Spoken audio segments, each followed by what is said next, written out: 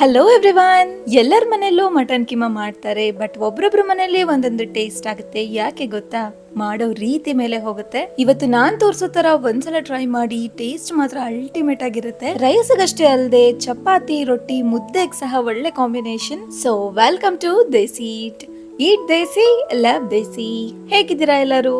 Okay, let's begin. ಮೊದಲಿಗೆ ಕುಕ್ಕರ್ಗೆ 1/4 cup ಅಷ್ಟು ಎಣ್ಣೆನ ಹಾಕಿ, ನಾನ್ ವೆಜ್ ರೆಸಿಪೀಸ್ಗೆ ಸ್ವಲ್ಪ ಎಣ್ಣೆ ಜಾಸ್ತಿ ಹಾಕೋದ್ರಿಂದ ಟೇಸ್ಟ್ ತುಂಬಾನೇ ಚೆನ್ನಾಗಿರುತ್ತೆ. ನೆಕ್ಸ್ಟ್ ಒಂದು ಸ್ಮಾಲ್ ಸೈಜ್ ಈರುಳ್ಳಿನ ಚಿಕ್ಕದಾಗಿ ಚಾಪ್ ಮಾಡ್ಕೊಂಡು ಹಾಕಿ ಫ್ರೈ ಮಾಡ್ಕೊಳ್ಳಿ. ಈರುಳ್ಳಿ ಫ್ರೈ ಆಗ್ತಿದ್ದ ಹಾಗೆ ಇದಕ್ಕೆ ಚಿಕ್ಕದಾಗಿ ಚಾಪ್ ಮಾಡ್ಕೊಂಡಿರೋ ಒಂದು ಮುಷ್ಟಿಯಷ್ಟು ಮೆಂತ್ಯ ಸೊಪ್ಪನ್ನ ಹಾಕಿ, ಮೆಂತ್ಯ ಸೊಪ್ಪಿನ ಘಮ ಬರೋವರೆಗೂ ಅದನ್ನು ಸಹ ಚೆನ್ನಾಗಿ ಫ್ರೈ ಮಾಡ್ಕೊಳ್ಳಿ. ನೆಕ್ಸ್ಟ್ ಈಗ ಮಟನ್ ಕೀಮನ ಆಡ್ ಮಾಡ್ಕೊಳ್ಳೋಣ. ಇಲ್ಲಿ ನಾನು ಒಂದು 1/2 ಕಿಲೋ ಅಷ್ಟು ಮಟನ್ ಕೀಮನ ತಗೊಂಡಿದ್ದೀನಿ. ಆಲ್ರೆಡಿ ಅದನ್ನ ಚೆನ್ನಾಗಿ ವಾಶ್ ಮಾಡಿ ಇಟ್ಕೊಂಡಿದ್ದೀನಿ. ಸೊ ಮಟನ್ ಕೀಮನ ಕುಕ್ಕರ್ಗೆ ಹಾಕಿ ಚೆನ್ನಾಗಿ ಮಿಕ್ಸ್ ಮಾಡ್ಕೊಳ್ಳಿ. ಅಂಡ್ ಫ್ಲೇಮ್ ನ ನೀವು ಇದನ್ನ ಲೋ ಅಲ್ಲಿ ಇಟ್ಕೊಂಡೇ ಮಾಡ್ಕೊಳ್ಳಿ. ಸೊ ಒಂದ್ಸಲ ಚೆನ್ನಾಗಿ ಮಿಕ್ಸ್ ಮಾಡ್ಕೊಂಡಿದ ನಂತರ ಫ್ಲೇಮ್ ನ ಮೀಡಿಯಂ ಗೆ ಶಿಫ್ಟ್ ಮಾಡ್ಕೊಂಡು ಇದ್ರಲ್ಲಿರೋ ನೀರಿನ ಅಂಶ ಎಲ್ಲ ಹೋಗೋವರೆಗೂ ಬಿಡಿ. This is the very important step. ಈ ನೀರೆಲ್ಲವೂ ಡ್ರೈ ಆದ ನಂತರನೇ ನೀವು ನೆಕ್ಸ್ಟ್ ಸ್ಟೆಪ್ ನ ಕಂಟಿನ್ಯೂ ಮಾಡಬೇಕು. ಟೇಸ್ಟ್ ಆಗ್ಲೇ ತುಂಬಾ ಚೆನ್ನಾಗಿ ಆಗೋದು. ಎಲ್ಲಾ ಐಟಮ್ಸ್ ನ ಒಟ್ಟಿಗೆ ಹಾಕಿ ಫಟಾಫಟ್ ಅಂತ ಮಾಡ್ಕೊಂಡ್ಬಿಡ್ಬೋದು. ಬಟ್ ಟೇಸ್ಟ್ ಈ ತರ ಮಾಡ್ಕೊಂಡಾಗ್ಲೇ ಚೆನ್ನಾಗಾಗೋದು. ಓಕೆ, ನೀರೆಲ್ಲವೂ ಡ್ರೈ ಆಗಿದೆ. ನೆಕ್ಸ್ಟ್ ಇದಕ್ಕೆ ಟೊಮ್ಯಾಟೋಸ್ ನ ಆಡ್ ಮಾಡ್ಕೊಳ್ಳಿ. ಒಂದು ಬಿಗ್ ಸೈಜ್ ಟೊಮ್ಯಾಟೋನ ಚಿಕ್ಕದಾಗಿ ಚಾಪ್ ಮಾಡ್ಕೊಂಡು ಹಾಕಿ ಚೆನ್ನಾಗಿ ಮಿಕ್ಸ್ ಮಾಡ್ಕೊಂಡು ಫ್ಲೇಮ್ ನ ಲೋಗೆ ಶಿಫ್ಟ್ ಮಾಡಿ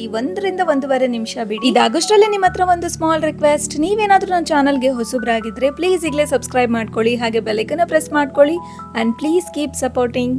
ಓಕೆ, ಟೊಮ್ಯಾಟೊ ಸಾಫ್ಟ್ ಆಗ್ತಿದ್ದ ಹಾಗೆ ಇದಕ್ಕೆ ಒಂದು ಅರ್ಧ ಸ್ಪೂನ್ ಅಷ್ಟು ಅರಿಶಿನ ಪುಡಿ ಹಾಗೆ ರುಚಿಗೆ ತಕ್ಕಷ್ಟು ಉಪ್ಪುನ ಹಾಕಿ, ಇದಕ್ಕೆ ಹಳ್ಳುಪ್ಪುನ ಹಾಕಿ ತುಂಬಾನೇ ಚೆನ್ನಾಗಿರುತ್ತೆ. ಸೊ ಒಂದ್ ಒಳ್ಳೆ ಮಿಕ್ಸ್ ನ ಕೊಡಿ. ಇನ್ನು ಅಲ್ಪ ಸ್ವಲ್ಪ ನೀರಿನ ಅಂಶ ಏನಾದ್ರೂ ಉಳ್ಕೊಂಡಿದ್ರೆ ಡೈ ಆಗೋಕ್ ಬಿಡಿ. ಆ ನಂತರ ಇದಕ್ಕೆ 2 ರಿಂದ 3 ಸ್ಪೂನ್ ಅಷ್ಟು ಖಾರದ ಪುಡಿನ ಆಡ್ ಮಾಡ್ಕೊಳ್ಳಿ. ಈ ಖಾರದ ಪುಡಿನ ನಿಮ್ ಇಷ್ಟ ತಕ್ಕಂಗೆ ಆಡ್ ಮಾಡ್ಕೋಬಹುದು, ಹೆಚ್ಚು ಹಾಗೆ ಕಡಿಮೆ. ನಮ್ಮನೇಲಿ ಸ್ವಲ್ಪ ಸ್ಪೈಸಿ ತಿನ್ನೋದ್ರಿಂದ ನಾನು 3 ಸ್ಪೂನ್ ಅಷ್ಟು ಖಾರದ ಪುಡಿನ ಹಾಕಿದ್ದೀನಿ. ಸೊ ಖಾರದ ಪುಡಿ ಹಾಕಿ ಮತ್ತೆ ಒಂದ್ಸಲ ಒಂದ್ ಒಳ್ಳೆ ಮಿಕ್ಸ್ ನ ಕೊಟ್ಟು 1 ರಿಂದ 1.5 ಗ್ಲಾಸ್ ಅಷ್ಟು ನೀರಿನ ಆಡ್ ಮಾಡ್ಕೊಂಡು ಕುಕ್ಕರ್ ಲಿಡ್ನ ಹಾಕಿ 2 ರಿಂದ 3 ವಿಷಲ್ ಮಾಡ್ಕೊಳ್ಳಿ ಮೀಡಿಯಂ ಫ್ಲೇಮ್ ಅಲ್ಲಿ. ಸೊ ವಿಷಲ್ ಬರೋಷ್ಟ್ರಲ್ಲಿ ಇದಕ್ಕೆ ಹಾಕೋ ಡ್ರೈ ಹಾಗೆ ವೆಟ್ ಮಸಾಲಾನ ರೆಡಿ ಮಾಡ್ಕೊಂಡ್ಬಿಡೋಣ. ಸೊ ಮೊದಲಿಗೆ ಮಸಾಲಾ ಪುಡಿನ ರೆಡಿ ಮಾಡ್ಕೊಳ್ಳೋಣ. 3 ಸ್ಪೂನ್ ಅಷ್ಟು ಧನಿಯಾ ಕಾಳು, 1/2 ಇಂಚಷ್ಟು ಚಕ್ಕೆ, 1 ಏಲಕ್ಕಿ ಹಾಗೆ 4 ಲವಂಗನ ಹಾಕಿ ಲೋ ಫ್ಲೇಮ್ ಅಲ್ಲೇ ಡ್ರೈ ರೋಸ್ಟ್ ಮಾಡ್ಕೊಳ್ಳಿ ಘಮ ಬರೋವರೆಗೂ. ಅಂಡ್ ವೆರಿ ಇಂಪಾರ್ಟೆಂಟ್, ಸೀದೋಗಕ್ ಬಿಡ್ಬೇಡಿ. ತಣ್ಣಗಾಗ್ತಿದ್ದ ಹಾಗೆ ಇದನ್ನ ಮಿಕ್ಸಿ ಜಾರ್ಗೆ ಹಾಕಿ ಸ್ವಲ್ಪ ತರಿಯಾಗಿ ಗ್ರೈಂಡ್ ಮಾಡ್ಕೊಳ್ಳಿ. ಓಕೆ, ನೆಕ್ಸ್ಟ್ ಈಗ ವೆಟ್ ಮಸಾಲಾನ ರೆಡಿ ಮಾಡ್ಕೊಳ್ಳೋಣ. ಮಿಕ್ಸಿ ಜಾರ್ಗೆ 10 ರಿಂದ 12 ಬೆಳ್ಳುಳ್ಳಿ, 1.5 ಇಂಚಷ್ಟು ಅಲ್ಲ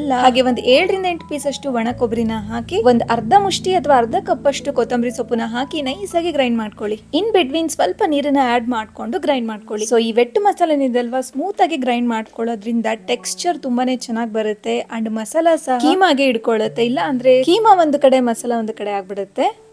ನಾನೊಂದ್ 2 ವಿಷಲ್ ಮಾಡ್ಕೊಂಡಿದೀನಿ ಅಂಡ್ ಪರ್ಫೆಕ್ಟ್ ಆಗಿ ಬೆಂದಿರುತ್ತೆ ಅನ್ಕೊಂಡಿದೀನಿ. ಬನ್ನಿ ಚೆಕ್ ಮಾಡೋಣ. ಇನ್ ಕೇಸ್ ಬೆಂದಿರ್ಲಿಲ್ಲ ಅಂದ್ರೆ ಮತ್ತೆ ಒಂದು ವಿಷಲ್ ಮಾಡ್ಕೊಂಡ್ರೆ ಆಯ್ತು.